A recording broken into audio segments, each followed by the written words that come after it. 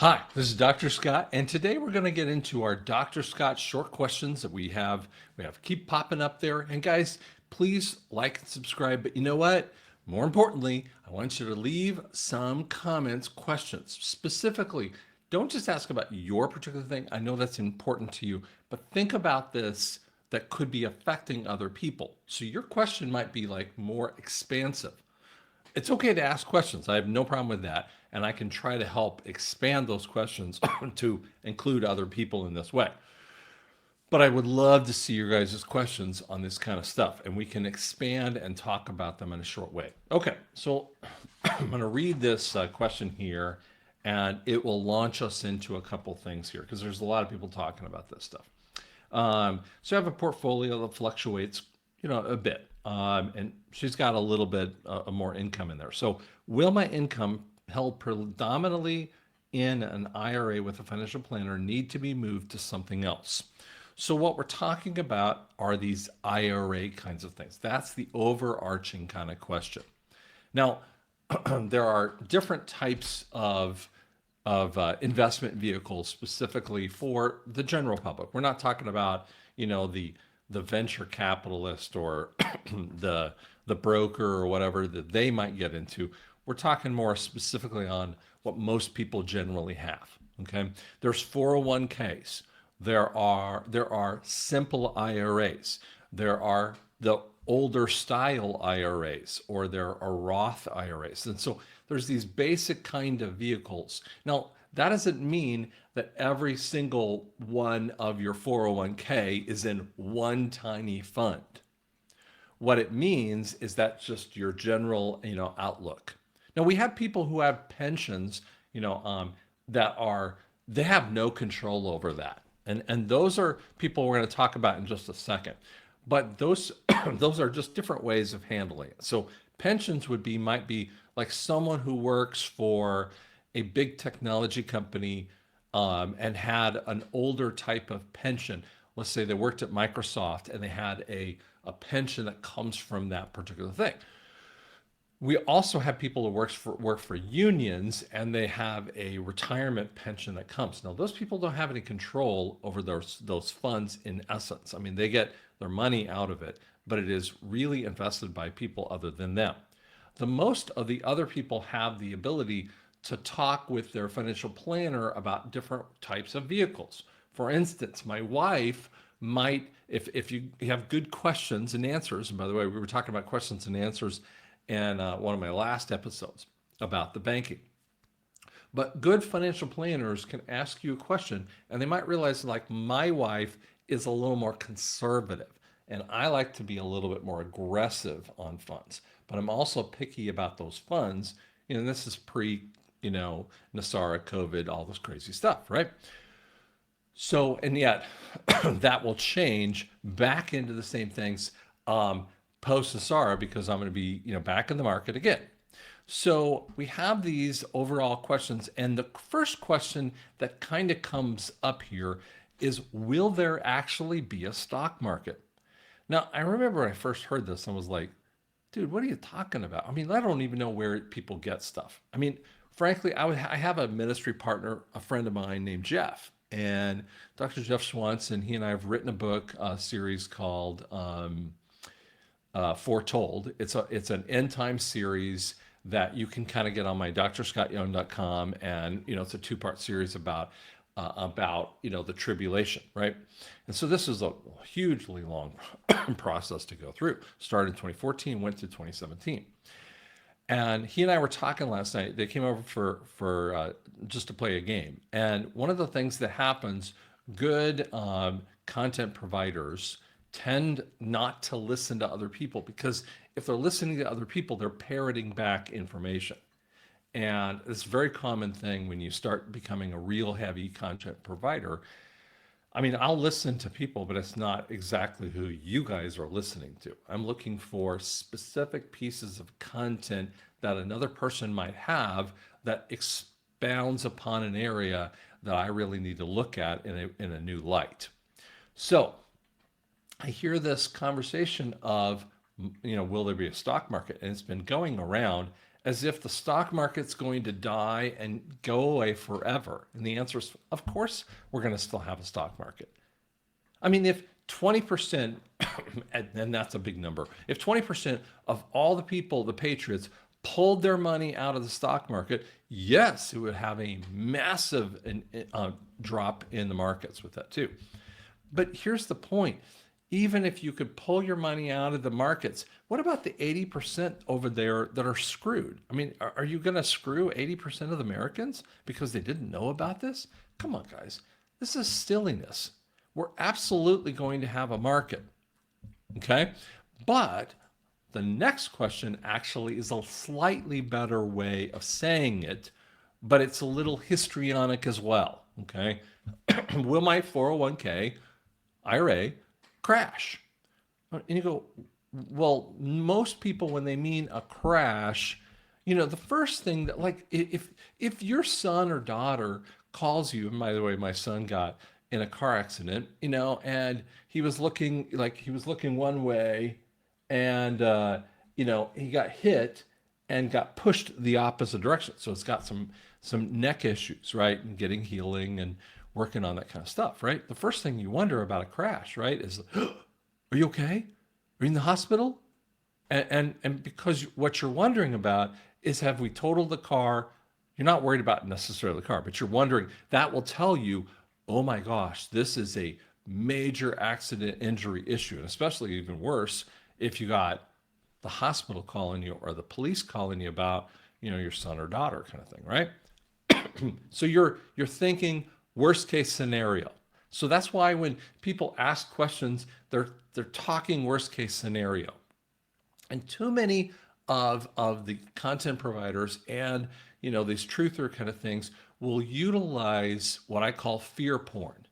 And so they use this word called crash. So I'm going to pop it up on the screen a couple times. And they use the word crash, and what they're using as a fear porn conversation to get people to kind of go, oh my God, right? And so, people are addicted to fear, and they don't even know it. And it's pretty sad that you're addicted to fear. You need to break that kind of thing, just like a regular porn addiction. You need to break that fear porn addiction as well, because it drives adrenaline in you. That adrenaline doesn't need to be there because you have no control over that, no matter what I say. You have zero control over things like this. So stop worrying about things that you really can't fix. But we do have to ask the question, will the stock market fall? Well, as a good friend of mine and I've talked about this many times, if you go to the original markz.com, good friend of mine, Mark Z, and I've had the same conversation. We have basically the same idea. And so do several other people. A guy named Jeremy Whaley, you can go jeremywhaley.com, and he and I have had the same basic conversation. But in essence, what happens to the stock market after about a 6 to 7% drop, they actually stop the market. Now, they can actually stop particular stocks. Let's say Blue Cross and Blue Shield stock drops. They can, and if it drops really dramatically, like it's tanking in the beginning of the market, they will close that particular stock for about 4 hours, and then we'll restart it again and see if it's stabilized. I mean, whatever fear circumstance was happening, right? And this is kind of a sick way of doing this because there's actually probably something going on. Now, we also have stock shorting and all kinds of other crazy things. So there's a slight bit of taking away the nefarious, but the reality is, they stop the market when it's reacting in fear, okay? And so they can do it to one stock or all of the stocks. So after about a 6% drop or so, they will stop the market for 4 hours. If they restart it again and it keeps dropping dramatically, they'll stop the market for a day or two. And so you'll see the same kind of thing happen at 9/11. I mean, this is a fascinating point that they do. The reality is stocks tend to react. They do not respond. What happens when you react versus responding? Like someone tries to flip you off. I had this lady that she didn't know how to flip people off, and she used her ring finger and she was flipping this people off, right? And I was going, and her daughter told the story. It's just the sweetest woman in the world, right? She would just tell me how she did this, and and and I'm bawling. I'm just bawling in the room, kind of thing. Now, if someone flips you off, whether you use the ring finger or not, um, if someone flipped you off, you can respond and realize, guy's an idiot, whatever, kind of thing. That's a response, a measured response, or that might be, there might be something more to that. Or you can react, which is letting your emotions out and getting all crazy kind of thing, right? Stock markets react, and they specifically react to amazingly good news and amazingly bad news. That's why all the stock market is built upon that kind of silliness, right? So what do you think is going to happen when they realize that Trump is coming after them with Executive Order 13818, where it says, if you have crimes against humanity, and they know this is happening, but now it's the time for it to occur. The stocks will actually fall pretty dramatically. So Mark C and I, and many others have said the same kind of thing. We think the stock market might drop by 20-25%. And they might actually take off the stops. Now, if you look at the stock market right now, it is dramatically overvalued based upon the economy. So we might have to see a little bit just to like get into reasonable levels. So I wouldn't say stock market crashes, but you might see a stock market drop. Now, I also think the White Hats are going to come in and do a cutoff point. They're not going to let it go to a full-on crash like 1929 and lose everyone's all of their money. So what might happen is this. Will my 401k be protected by gold-backed quantum QFS? Now, some people go, it's a quantum financial account. No, it's not an account. It's called the quantum financial system. This quantum capability came in as an executive order in 2019. I hope I say the exact date there, and I'll have it off the top of my head, but it came into this kind of time frame. It came into the ethosphere in this basic point. And it's not an account. What they're going to do is that you might have 16 different accounts under your 401k with different types of structures that happen in there. So what they have to do is, first off, everyone gets gold backed. Every single account pushes into its quantum capabilities, which means it's gold backed. That's a good thing.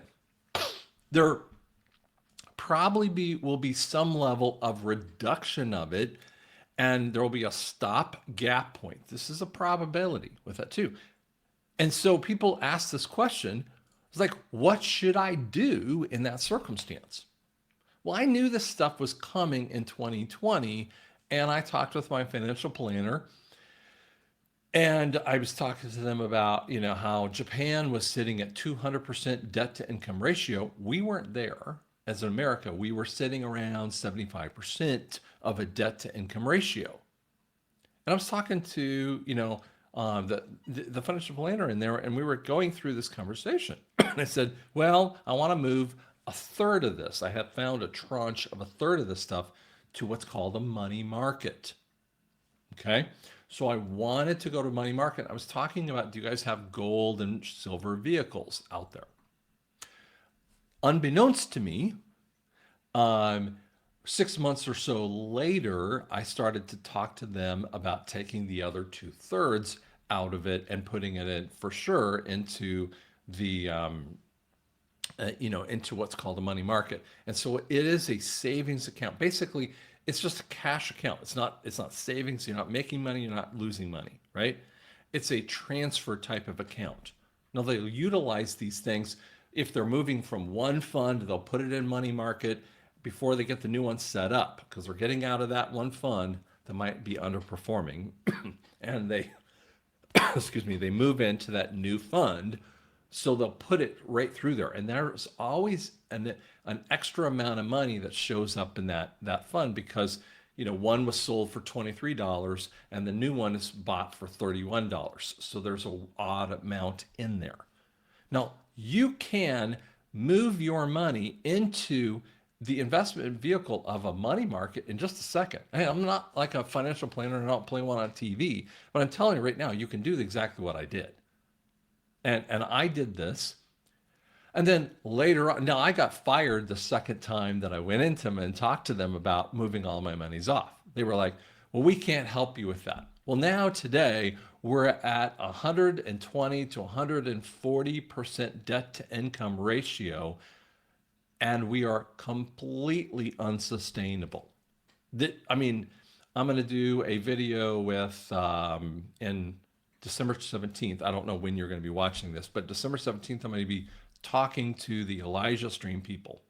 And what we're going to do is we're going to talk about the bankrupting of America. We're going to share some information here. But the reality is, you guys can take your money and you can move it into, and I showed the debt issues, right? And you can take your money, put it into a money market. You can move your money into gold and silver, where it's a physical gold and silver that can be held. There's different kinds of vehicles out there that you can do. Now, some people say, well, I don't have the capability of moving my money for whatever reason. I get it. Guess what happens? They know you're going to see a bit of a fluctuation down. Don't freak out about it, because you can't kill people's money all the way through and through, or you would just destroy the whole economy. But it does have to have a correction based upon the fears that are going to come. Because again, like I said, economies, specifically stock markets, react like the little teenager. Okay, so you're going to see a change in that, and then they're going to be told, the stockbrokers, here, listen, the new QFS came out. However they want to say that, they might not say those exact words, but move to these really good equity types of funds that are real. They're not fake like some of these funds have been. And you might say, well, how do I know what those funds are? You don't know what they are right now. We'll find out about them later. Okay. I'm not sitting there worrying about it because I can't control things I can't control, right? You sometimes call me and email me about things, and you're freaking about something, controlling something that can't be controlled. By the way, there's so many things out of our control. Chill. God's got this. Does that make sense? Hope it helped.